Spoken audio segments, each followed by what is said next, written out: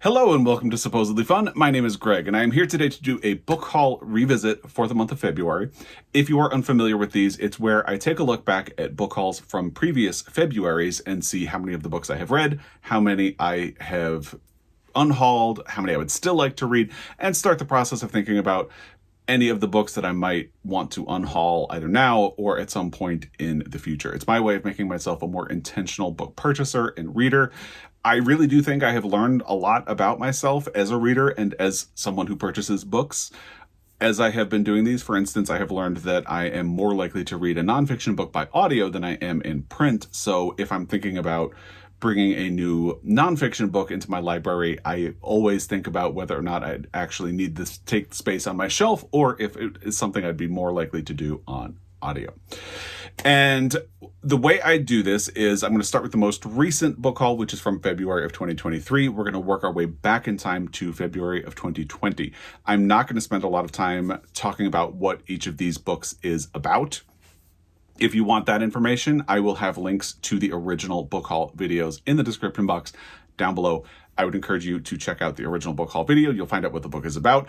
Not in the original book haul videos, it's something I started doing along the way, but along the way I did start reading a little bit from the opening of the book, just as a fun thing to do in my book hauls, so you would also get that.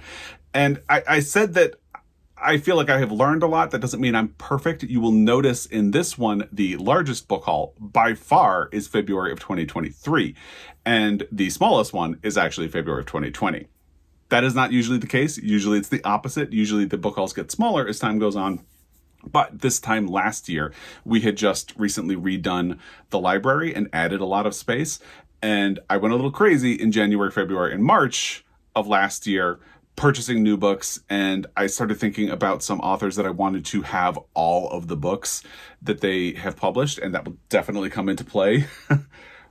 One of these piles, I have two piles here to go through, and one of these piles is for last February alone. That should let you know how this is going to go. It'll be interesting. It's going to be interesting. So, without further ado, let's get going and jump in and get started. As I said, February 2023 is going to be the biggest. I should also mention, it's going to get interesting when I do next month's book haul revisit, because the very first book haul that I did was in March of 2019. So beginning next month, we'll have an extra year of book haul revisits. And I might have to think about reformatting these a little bit just to keep things moving quickly and not spending a whole lot of time on things, but we'll cross that bridge when we get to it, which will be next month. Anyway, we're going to start with February of 2023 and work our way back. The first book that I hauled last year in February was Hawk Mountain by Conor Habib. I have not read this book yet, so it is a bit of a failure. And I admit, over time, my sense of urgency to read it has gone down, but it's not gone. I do still want to read it. I've heard a little bit of mixed feedback on it, but I am still interested. I think this book is a perfect candidate for my Pride Month pile of possibilities.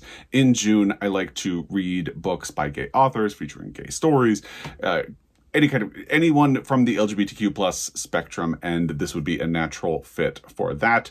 So I think if I haven't read this by June, which is very likely since I have a lot of things on my plate this month and next month, and then we'll be traveling in May. So the likelihood that I will read this before June is very slim, but it feels like a perfect candidate to be on my pile of possibilities for Pride Month. And I'm still interested in reading it, so I'll be holding on to it, and we'll see what happens if and when I get to it. The next book is The Life to Come and Other Stories by E.M. Forster. So last year I was doing the E.M. Forster read-along with Jen the Librarian, and one of the months was for short stories, so I had found this collection, and I didn't end up reading it, so this is a failure from that perspective. However, I do have a bunch of E.M. Forster books on my shelf right there, and I'm happy holding on to it and getting to it. The response to the stories was fairly mixed in the group, but I am still interested. I would still like to get to it at some point. So I'm going to hold on to this, and I'm totally happy having all of E.M. Forster's books on my shelf in my library. He's just an author that I like enough to have all of his books. So I'm happy holding on to this. And it has that sort of vintage look to it that I always find oddly appealing. So I'm totally fine holding on to this book and seeing when I get to it. Then we have Games and Rituals, a story collection by Katherine Heiny. I did read this book, so it's a success story from that perspective. I liked them, didn't love them, and I don't think I liked them enough to feel like I needed to hold on to them, so I actually gave this to someone else and sort of passed it along, and I don't have it anymore. So I'm counting it as an unhaul, but I did read it before I gave it away to someone else. Then we have In Memoriam by Winn.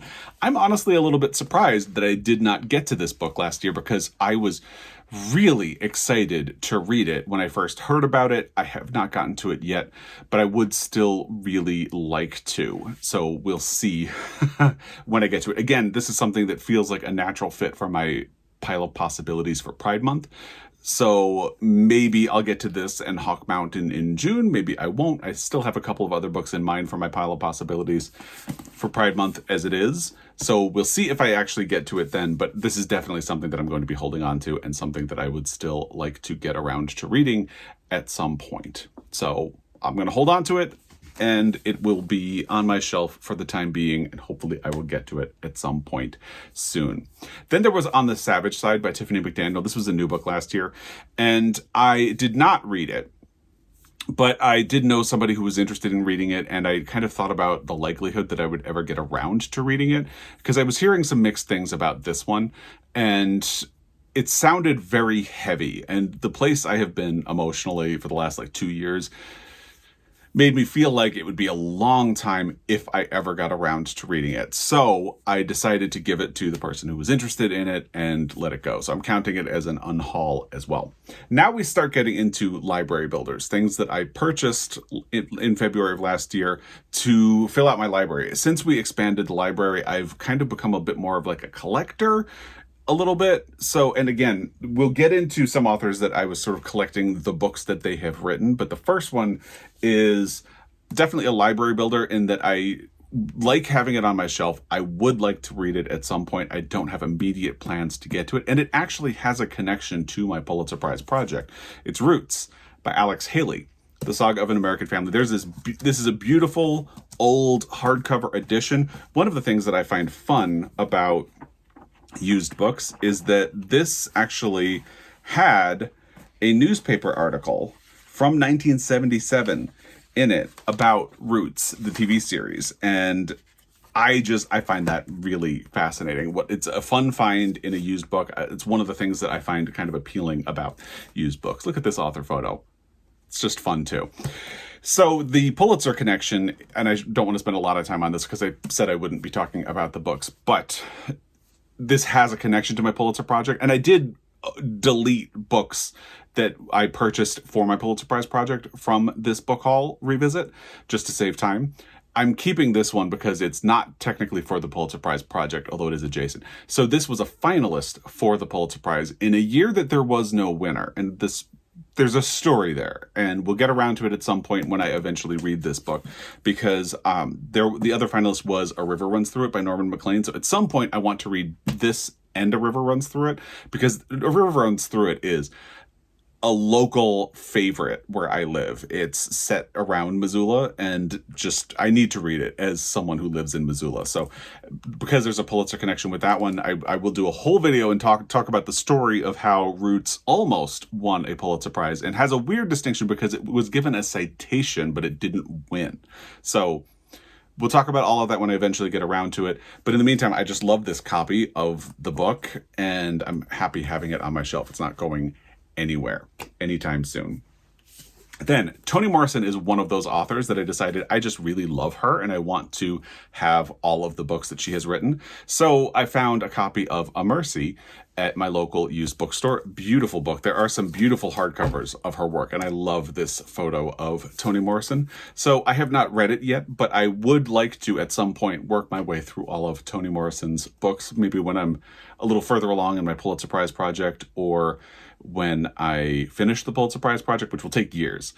So that's kind of the thinking, though, because when I finish my Pulitzer Prize project, I've been thinking about turning to a specific author, and maybe that will be Toni Morrison. Maybe it will be one of the other authors that I have in here, not this next one.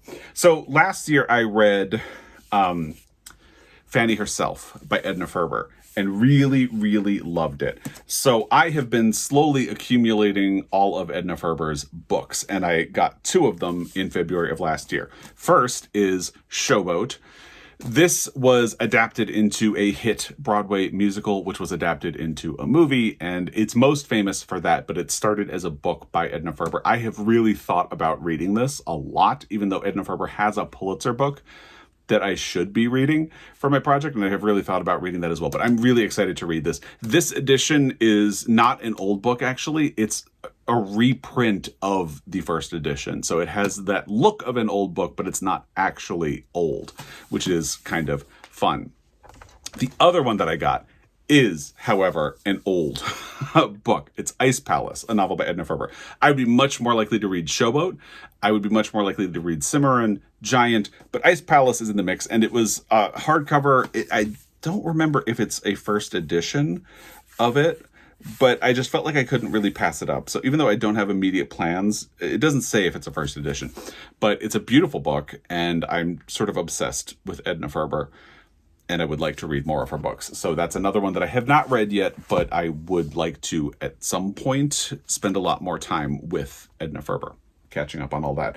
And then Louise Erdrich is the other author, similar to Toni Morrison. Once I finish my Pulitzer Prize project, or maybe toward the end, because Louise Erdrich actually did win a Pulitzer Prize for a book called The Night Watchman. And I feel like she won that as a sort of way of honoring her career and the fact that she hadn't won a Pulitzer for any of her earlier books. So I feel like one of the last things I do for my Pulitzer Prize project might be to read either all of Louise Erdrich's books leading up to The Night Watchman, or make that, read The Night Watchman and then start working my way through Louise Erdrich's books. So I found these great hardcovers of a bunch of her books. Have not read any of them, but that's a project for the future. That's why I think of these as library builders. I got The Beet Queen, and just fun vintagey covers, which I love. Tracks, another fun one. The Bingo Palace with the Northern Lights. The Antelope Wife, and The Painted Drum. So this is a really large book haul, and a lot of that comes down to things like this.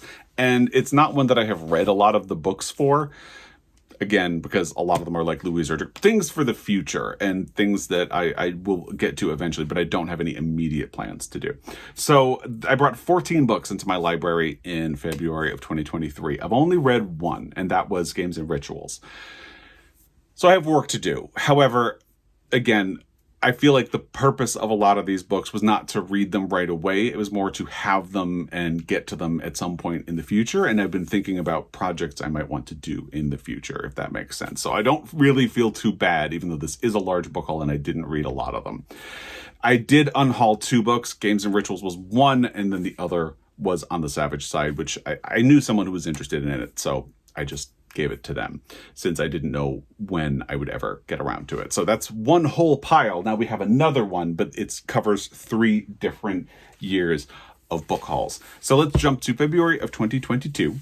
The first book I brought into my library that year was Tin Man by Sarah Winman. I love this edition of the book because it has that sort of copper foil look on the cover that makes it really fun to show, and it's in the pattern of waves, of course, so it just kind of shimmers and waves across the cover as I talk about it. I have not read this book yet, and honestly, I'm kind of astonished because people keep telling me that I need to read this book, and I really want to. So this is another prime candidate for my pile of possibilities for Pride Month if I have not gotten to it by then. Again, I have a couple of things in mind that I want to get done before I go to Ireland. I don't know how much reading I'll do in Ireland and Scotland, which I will be doing in May. So June feels like a good spot for this, but you can see my pile of possibilities for Pride Month. It already has 3 books from this video, so I don't know if I'll get to it in June. However, I really do still want to get to it, and it's totally fine hanging out on my shelf until I do. The next book from February of 22 was actually the 30 Names of Night by Zeyn Joukhadar. I did read this book and I was kind of meh about it. So I didn't feel like I needed to hold on to it. I traded it in at my local used bookstore for credit and brought something else in, probably one of those Louise Erdrich books or the Alex Haley book, what have you. So it does not live in my house anymore. Then there was Don't Cry For Me by Daniel Black, which I did read and which I absolutely loved. This was one of my favorite reads of 2022. Joel also read this book, and it was also one of his favorite reads of 2022. I'll have a link to our favorite reads of 2022 down below if you would like to see us talk about this more at length. So this is a success story, and this is something that I would absolutely recommend to you if you have not read it. It is a fantastic book. And Daniel Black had said that he was writing a sequel to it. I don't know where he is at in the process of that. I don't know if he has abandoned it or anything like that. I hope it's still coming. So just, something to think about if you have not read this book. There might be a sequel coming. I hope, because I will devour it when it is available. Then there was Alec by William de Canzio. I have not read this yet. So this is written as a sequel to the book Maurice by E.M. Forster.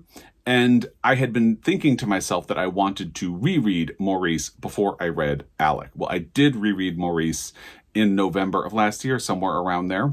So the time is now. And I'm actually thinking, because I do have access to this on audio, I had been planning to read the book in print. And I think what I might do is listen to the audio at some point. If not before I go to Ireland, maybe that would be a good book to listen to on the plane. When we went to Italy, did you know we went to Italy? I found that I listened to an audio on the plane, and then I really didn't do a lot of reading while we were actually traveling.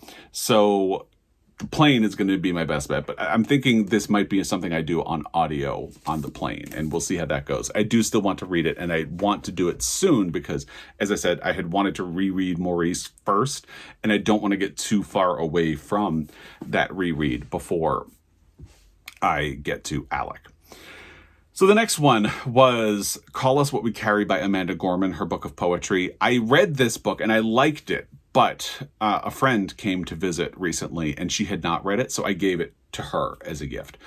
So I don't have it anymore. It's not that I didn't like it, it's more that I wanted to share it with somebody else. So I'm counting it as an unhauled since it doesn't live here anymore, but I did read it and I did enjoy it, and otherwise it would still be here.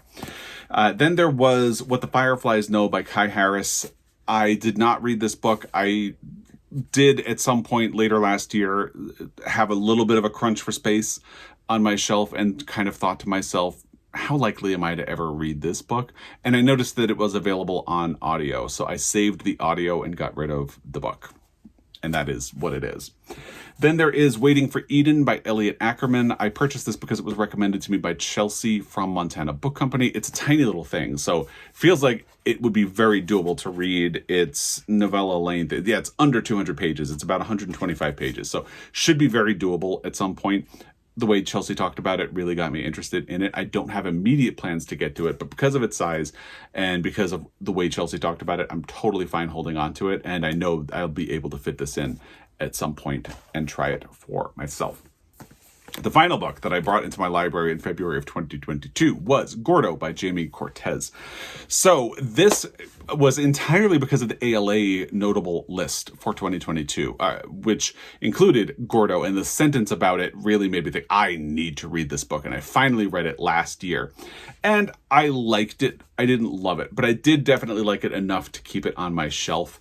And I'm glad that I read it. I would recommend it, but I didn't love it. I wouldn't say it's one of my favorites. It's a collection of linked stories. It's very good, but I didn't love it, if that makes sense. So I brought 8 books into my library in February of 2022. I read 4, which is good. I read half of them, and those were The 30 Names of Night, Don't Cry For Me, Call Us What We Carry, and Gordo. I have unhauled 3, and those were The 30 Names of Night, which I didn't like enough to keep on my shelf. I gave away Call Us What We Carry, and I got rid of What the Fireflies Knew, just because I figured I would be more likely to listen to it on audio. Let's go to February of 2021. which is a decent-sized book haul. The first book was The Last Picture Show by Larry McMurtry. Again, a sort of vintage 80s-looking paperback, which I have two others that have this exact same style, which I love, on my shelf. But they're not in this book haul revisit. So Joel actually found this for me. I think Joel found this for me. No, he found Terms of Endearment, which was one of the other ones that sort of matched this look. I found The Last Picture Show at my local used bookstore, and I got it. Larry McMurtry wrote Lonesome Dove, which I loved. It's a Pulitzer book, and I want to read more. And I think this would be the next one that I read, but I don't have immediate plans to get to it. So this is sort of library builder-esque. I want to read it, don't have immediate plans. Maybe the fact that I have this edition that would be pretty easy to read will eventually get me to say, you know what, I'm going to read that right now, but I don't have immediate plans to do it. So it's going to live on my shelf, and it will be fine. Then there was This Brutal House by Niven Govindan. I heard about this book on Jen the Librarian's channel, and when she talked about it as something that she wanted to read, I immediately ordered a copy from the UK. And then what's really funny is almost as soon as it arrived in my home from the UK, Jen did a video where she DNF'd it. And the urgency to read it really deflated after that. So I would still like to read it. It would be a great candidate for my pile of possibilities for Pride Month, but I know that I just really don't have too much of a sense of urgency to get to it since Jen read it and really did not like it to the point where she DNF'd it.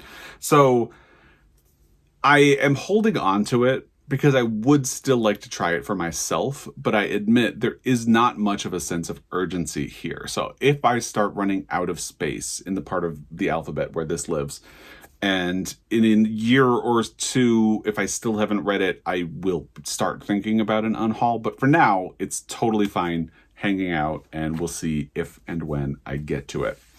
Then there's The Inland Sea by Madeline Watts. This one I would say is starting to get perilously close to an unhaul, but I'm not there yet. I purchased this in 2021 because I believe that was the year I was doing a Read Outside Your Comfort Zone challenge, which had a lot of different parts to it, which actually ended up being that challenge's undoing, because I was reading a lot of genres that I didn't typically read, and I wanted to read books from a bunch of different continents, including Australia, which is where this book is from. So I ordered it so it would be part of that challenge, and then all the different parts of that challenge ultimately got overwhelming, and I didn't finish the challenge. I had, as the year was ending, I said to myself, I'm never going to do this, and if I keep trying, I'm going to stress myself out. So I abandoned the project. And I just haven't really heard anyone talk about this book. It had been one of my most anticipated books of 2021 because it sounded so interesting. And then I never heard anybody talk about it. So the fact that I never hear anybody talk about it and the fact that it's been a while makes me feel like I don't have any urgency to get to this at all, which is why I think it's getting perilously close to an unhaul. So if you have read The Inland Sea, let me know what you thought of it in the comment section down below, because I don't need room in the W's or toward the end of the alphabet on my shelves right now, but I feel like as soon as I do, this would be one of the books that I would start looking at and thinking about whether or not I need to keep it. So let me know if you've read this or heard anything about it, and if I should hold on to it, because I'm feeling like it might be on the verge of being let go, and we'll see what happens with that. Then there is Mike Nichols' A Life by Mark Harris. Now, I fully admit I don't have a lot of interest in Mike Nichols, but I have loved the books of Mark Harris that I have read. One of his books is one of my favorite books of all time, Pictures at a Revolution. It's a nonfiction book about Hollywood. I love it. And it involves the Oscars. I just love it. So while he was researching that book, the premise of that book is that he takes a look at the 5 movies that were nominated for Best Picture for the year 1967. One of those movies is The Graduate, which Mike Nichols directed. So he did a lot of research into Mike Nichols and started writing a biography. That sort of set him on the journey toward this. I love Mark Harris. He's a great journalist and a great follow. Used to be on Twitter, but that's a terrible place anymore. He is on Blue Sky Social. I do have an account mostly just because it's the only place he really regularly posts anything anymore. So I don't know if or when I'll ever read this. I fully admit it, when I do, it would probably be on audio, but I'm not hurting for space, so I'm fine holding on to it. And I know I would probably enjoy it based on his writing, but because I'm not so into Mike Nichols, I don't know when I will get to it. But it's totally fine right now, and we'll see when I get to it. Then there was Girl A by Abigail Dean. I fully admitted at a certain point that because it's a mystery and I have not really been reading a whole lot of mysteries, that I was just going to let it go. And I think I saved it on audio on Scribd. My Scribd saved list is out of control. But yeah, it's not here anymore. So it was an unhaul.